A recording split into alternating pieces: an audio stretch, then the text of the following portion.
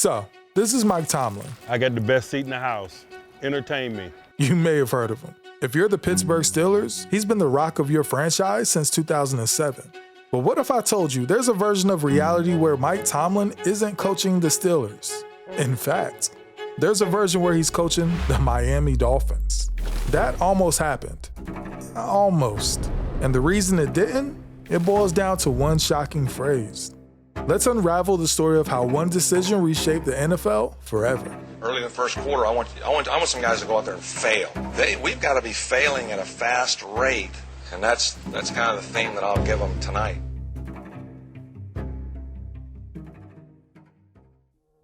Okay, let's set the scene. It's 2007 and the Miami Dolphins are, shocker, not doing well.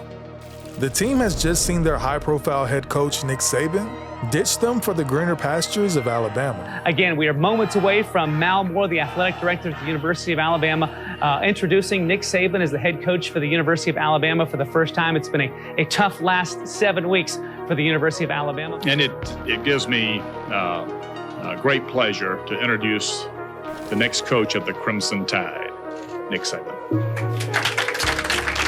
That left Miami, a storied franchise, searching for someone to rescue them from mediocrity.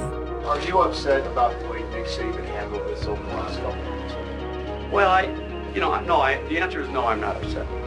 Because it's more involved than what you think, Joe. Joe Bailey, the Dolphins' CEO at the time, was leading the search for their next head coach.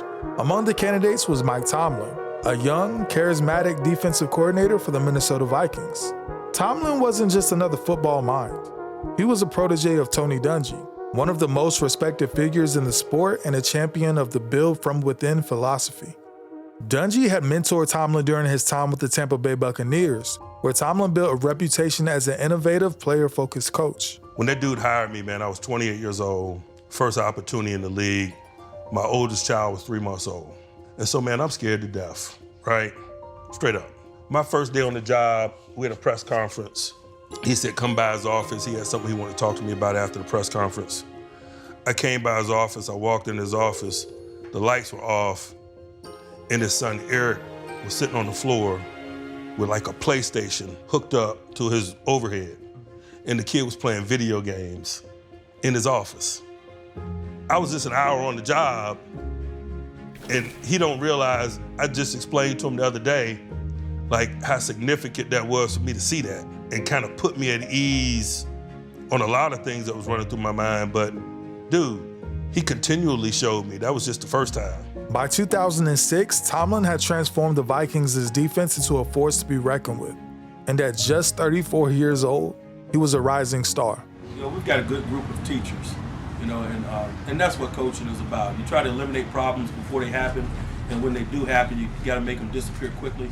And on paper, he was the perfect candidate. But here's where things get a little weird.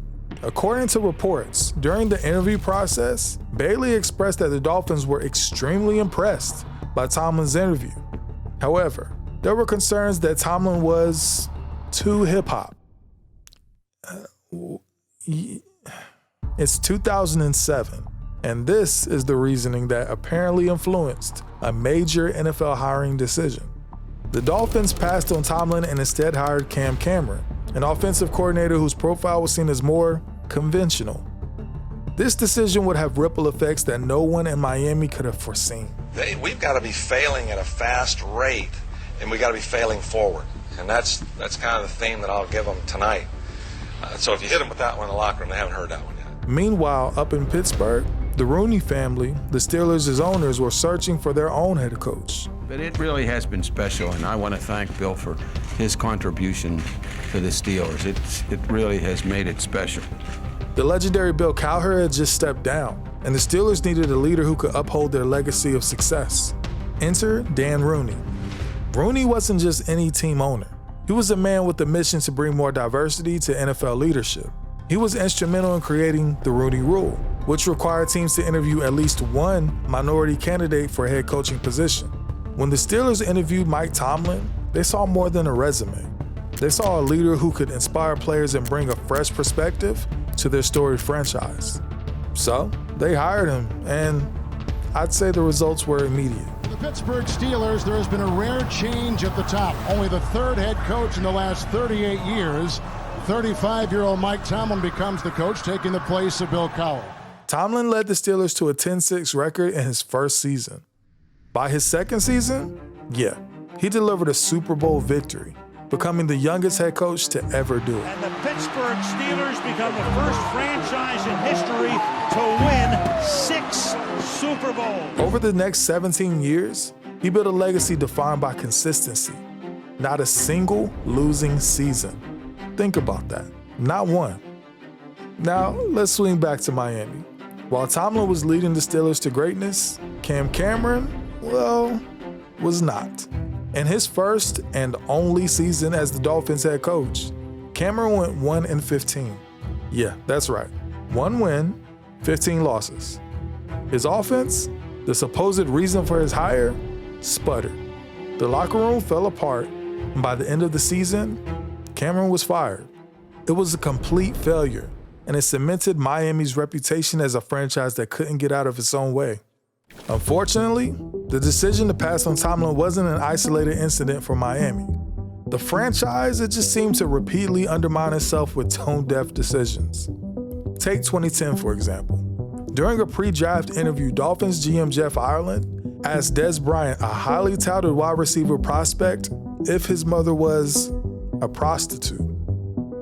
Incidents like these painted a picture of a franchise that was out of touch. Meanwhile, the Steelers were thriving under Tomlin's leadership, reinforcing their status as one of the NFL's premier organizations. So here's the stark contrast. Since 2007, Mike Tomlin has been the head coach of the Pittsburgh Steelers. That's 17 seasons of stability, consistency, and excellence. The Miami Dolphins, on the other hand, have had a carousel of head coaches, from Cam Cameron to Brian Flores, who later sued the NFL and the Dolphins for discriminatory practices, and now Mike McDaniel, who finally seems to be turning things around. Now imagine if Tomlin had been given that chance to lead Miami. Could he have brought that same stability and success to South Beach? We'll never know. The decision to pass on Mike Tomlin is one of the NFL's biggest what-ifs.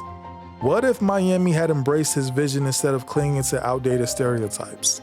What if Tomlin had turned the Dolphins into a perennial contender? Now on the flip side, there is a chance that Miami's dysfunctional culture at the time, highlighted by incidents like Jeff Ireland's question to Des Bryant, might have made it impossible for Tomlin to succeed. Like, this isn't just a story about two teams.